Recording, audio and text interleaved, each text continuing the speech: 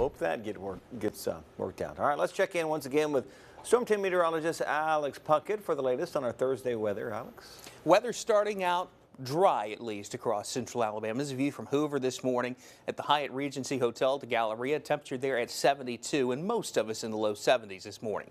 Good bit of cloud cover out there to start the day, but we are dry.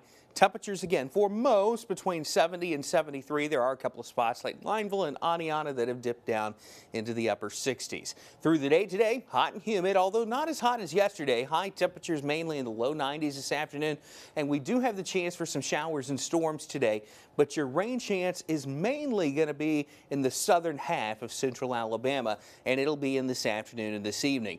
Futurecast shows those showers and storms starting to develop around lunchtime, and again, note the coverage here mainly along and south of I-20 this afternoon. If you're watching us up towards Jasper, Coleman, Gadsden, Hamilton, you have some rain chance, but it's a good bit lower than it is in places like, say, Brent, Alabaster, Sylacauga, Greensboro, and then sort of that cutoff there of the higher rain chances as far north as Interstate 20. For football this evening and for Friday, we're kicking off high school football season. Weather looking okay. I can't rule out an isolated down for this evening or tomorrow evening for those high school football games, but most of these games will not have any issues with weather.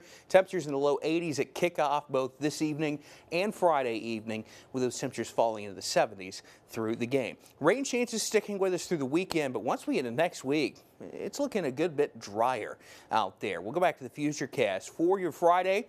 A couple of isolated showers and storms possible through the day. I don't think it'll be quite as confined further south on Friday as it is today. For your weekend, again, some hit or miss showers and storms, a possibility, but by no means are we talking a washout here. And once we get into next week, you're going to be hard pressed to find any significant rain across central Alabama. So for your weekend, expect highs in the upper 80s. It'll still be pretty muggy though, and a few downpours at times, but again, not a washout. And then drier air starts to push into the state. As we head into next week, we push those higher dew points further south. We'll see dew points in the 50s once we get into next week. And that means once you get past Sunday, you're not going to find a heat index.